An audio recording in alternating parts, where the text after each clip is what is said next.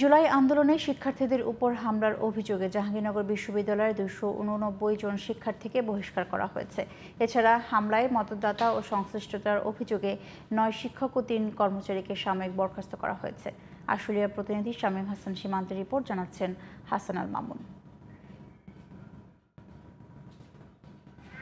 বৈষম্য বিরোধী ছাত্র আন্দোলন চলাকালে জাহাঙ্গীরনগর বিশ্ববিদ্যালয়ের শিক্ষার্থীদের উপর হামলার প্রায় 8 মাস পর কয়েকজন শিক্ষক, শিক্ষার্থী ও কর্মচারীর বিরুদ্ধে হামলায় জড়িত থাকার অভিযোগ পাওয়া গেছে।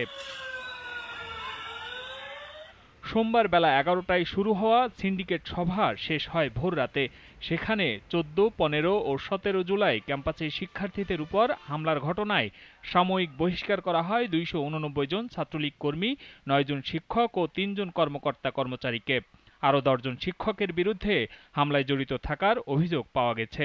তাদের বিষয়ে তথ্য প্রমাণ সংগ্রহ করতে গঠন করা হয়েছে কাঠামোগত কমিটি।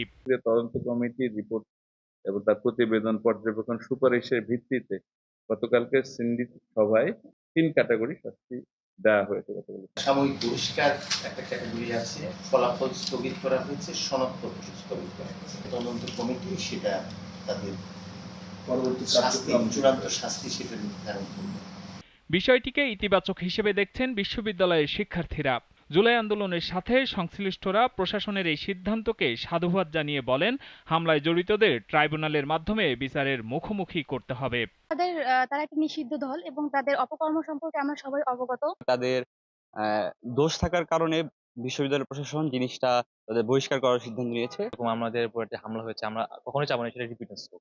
বিশ্ববিদ্যালয়ের একজন শিক্ষার্থী হিসেবে আমি মনে করি যে এটি ইতিবাচক। আমাদের ভাই বোনরা যে নির্যাতিত হয়েছে, যাদের দ্বারা নির্যাতিত হয়েছে, তাদের আজকে বিচার নিশ্চিত হচ্ছে। আমরা আশা রাখবো বিশ্ববিদ্যালয় প্রশাসন শিক্ষার্থীদের বিরুদ্ধে যে অধিকতর তদন্ত কমিটি গঠন করেছেন, সেই কমিটি দ্রুত সময়ের মধ্যে তাদের কার্যক্রম শেষ করে অনুযায়ী সর্বোচ্চ শাস্তি, সেই শাস্তি নিশ্চিত করবেন।